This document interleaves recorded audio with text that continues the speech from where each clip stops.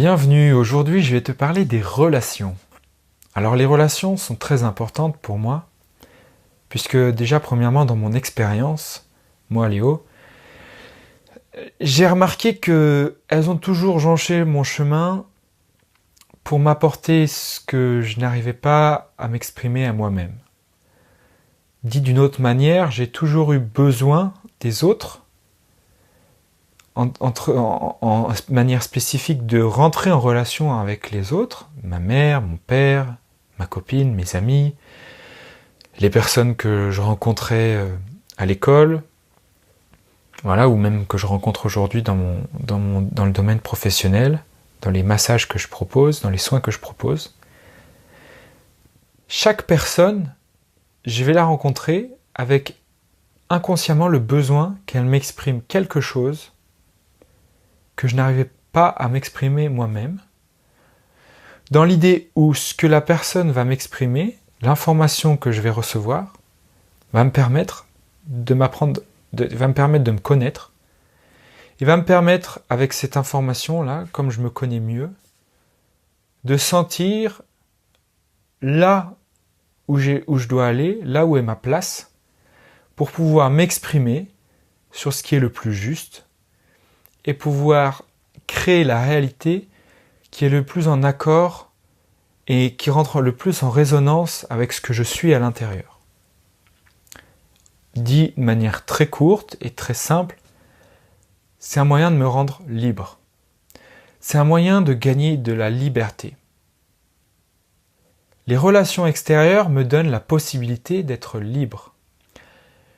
Je mets une précision sur relation, je dis extérieure, puisque si j'ai besoin d'aller à l'extérieur, c'est que la relation à moi-même, la relation à soi,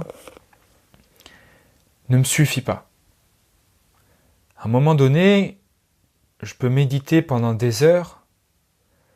Si mon schéma mental me bloque et m'empêche d'aller explorer des zones parce que à un moment donné j'en ai peur, à un moment donné si je vais explorer des zones qui m'effraient, comme par exemple dans une méditation, si je décide de rester 3 heures en méditation plutôt que 1 heure, peut-être que rester 3 heures en méditation va créer de l'impatience, va créer une angoisse, va créer une douleur physique.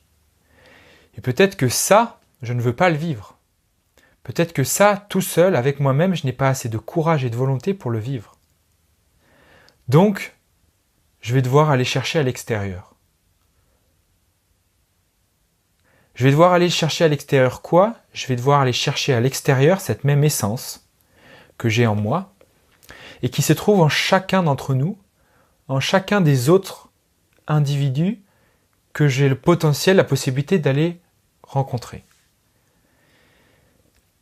Et ce qui s'exprime là, derrière, je fais une petite parenthèse, ce qui s'exprime là, c'est l'idée que nous sommes tous issus de la même essence coule dans chacune de nos veines, nous tous êtres humains, malgré nos différences. C'est ce qui fait que nous sommes des humains. Mais j'irai même au-delà. Cette même essence, je peux la saisir, quand je dis je, c'est chacun d'entre nous, dans tous les êtres vivants. Puisque ce qui s'exprime, cette essence, c'est la vibration même de la vie, c'est l'intelligence subtile et profonde de tout être vivant qui est sur cette terre et qui passe sur cette terre en ayant grandi, vécu et vieilli à un moment donné. Donc qui change, qui se transforme et qui meurt. Et donc si j'ai besoin d'aller à l'extérieur, c'est que je n'arrive pas à voir en moi ce que je me cache et donc ce qui me bloque. D'où l'intérêt d'aller voir à l'extérieur ça, c'est finalement de lever ces blocages pour déjà apprendre à me connaître, puisque apprendre à me connaître est le passage pour être libre, le passage obligé. Je ne parle pas, quand je parle de connaissance, d'un savoir mental où ma mémoire rentre en jeu et où ce savoir ne fonctionne et n'est présent que si ma mémoire fonctionne bien. Quand je parle de mémoire, je parle bien sûr de mon physique. Je parle de connaissance dans le sens où il y a des informations que je vais récolter dans mes expériences, que je vais imprégner, qui vont imprégner mon être, ma propre conscience, et c'est quelque chose qui ne meurt pas, c'est quelque chose de vraiment immortel, dans le sens où ça ne dépend pas de mon corps physique. C'est quelque chose qui se transmet, si on explore l'idée de la réincarnation, de vie en vie. Ça pourrait expliquer d'ailleurs l'idée, et ça, selon moi, Léo, c'est ma conviction, que c'est pour ça que des Mozart ou des Beethoven naissent avec ce tel potentiel. C'est qu'à un moment donné, une part de leur être, l'intelligence de vie a jailli. Cette intelligence de vie avec cette profonde connaissance de la musique, s'est exprimée et a fait de tels chefs-d'œuvre. Donc, il y a aussi là un autre intérêt pour la personne, pour le mental, de lâcher prise sur ses limites, sur ses habitudes, sur ses blocages dans la relation à soi, pour s'ouvrir aux autres. Je vais donner un exemple pour que ce soit plus clair. Si j'ai besoin, dans mon être profond, d'avoir plus d'écoute et de développer mon écoute sur mes besoins par exemple physiques, je vais constamment rencontrer, parce que je dis constamment parce que ça se fait de manière inconsciente, c'est mon être intérieur qui aspire à ça, ça se passe pas par mon mental, c'est inconsciemment que je vais le faire. Je vais constamment rencontrer des personnes, des individus qui ont besoin d'être à l'écoute de leurs besoins et qui vont faire presque appel à moi, soit par des demandes claires ou des demandes indirectes, ou même elles font peut-être, ces personnes-là vont faire appel à moi à travers des manipulations pour les aider à répondre à des besoins physiques. Précisément, si moi je n'écoute pas assez mes besoins physiques, je vais rencontrer dans ma relation amoureuse une personne qui, elle, va constamment nier ses besoins physiques. Et ça, le fait que cette personne nie ses besoins physiques, ça va directement me toucher puisque ça me renvoie à quelque chose en moi que je n'arrive pas à sentir, quelque chose qui me gêne. Donc en fait, la relation à l'autre va toujours me renvoyer à moi, va toujours me renvoyer à ce que je n'accepte pas de moi. D'où l'intérêt d'aller dans cette relation explorer ce que la personne me demande.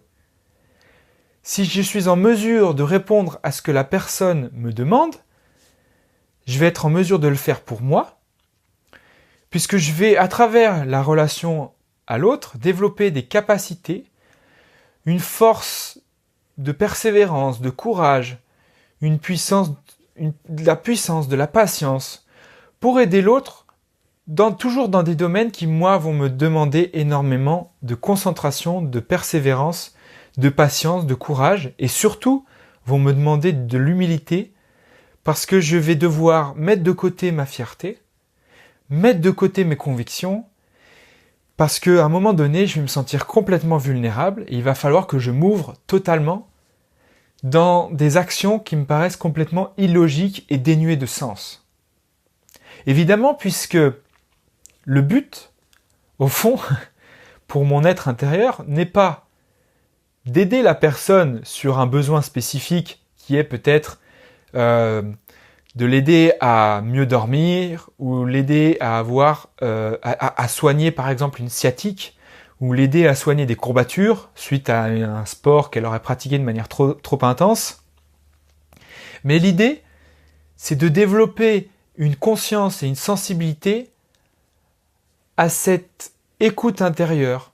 C'est-à-dire que si moi, Léo, je me mets à écouter la personne qui a en face, qui fait appel à moi, eh ben, comme cette personne en face est de la même essence que moi à l'intérieur, en écoutant son essence à elle, qui m'appelle et qui demande de l'aide, je vais être sensible après, naturellement, à cette essence qui est la même essence, qui appelle de la même qui appelle du même, avec la même puissance, à ce que je sois plus attentif ou attentif à mes besoins intérieurs. C'est vraiment tout ça l'intérêt et l'enjeu de rentrer en relation et d'aller explorer à fond jusqu'au bout les relations avec mon entourage. Alors bien sûr, ça demande énormément de courage. Alors bien sûr, ça peut demander énormément de patience. Alors bien sûr, ça peut demander énormément d'énergie. Mais est-ce que ce serait pas ça, au fond, l'amour inconditionnel ? Est-ce que ce serait pas ça, au fond, l'amour inconditionnel ? Quand je parle d'amour inconditionnel, je ne parle pas d'attachement. Je ne parle pas d'une passion, une petite amourette d'été qui fait appel à des émotions et un besoin de trouver une sécurité avec une femme et un besoin d'excitation sexuelle. Je parle de quelque chose qui fait que un terrain sur lequel finalement je me dépouille de tous mes habits, de toutes mes habitudes.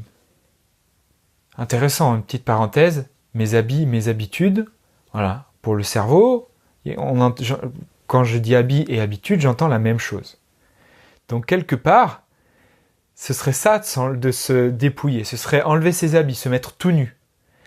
De la même manière que se mettre tout nu, ça voudrait dire accepter de lâcher ses habitudes. Et ça, est-ce que ce serait pas ça de rentrer dans l'amour inconditionnel ? Est-ce que l'amour inconditionnel ne serait pas une étape nécessaire pour rentrer en relation avec l'autre ? Et ça, une fois que je rentre en relation avec l'autre, rentrer en relation avec soi, avec l'être, avec ce que je ressens au plus profond de moi, sera tout naturel puisque je l'ai déjà fait à l'extérieur. J'ai déjà développé l'énergie, les compétences. Donc, finalement, je suis libre. Finalement, je n'ai peut-être plus besoin, moi-même, de développer des compétences de style devenir le meilleur manager de l'année, du style faire les plus beaux saltos pour impressionner ou pour créer un très beau spectacle. Je n'ai peut-être plus besoin de développer des compétences de comptabilité parce que mon employeur m'a demandé de répondre à des objectifs et que ces objectifs, c'est très important pour moi pour réussir à me motiver et avoir la paye qu'il me faut. Peut-être que tout simplement la relation avec l'autre me permet d'être libre, c'est-à-dire me libérer de besoins et des émotions et de mon malheur qui font que je suis en souffrance tous les jours.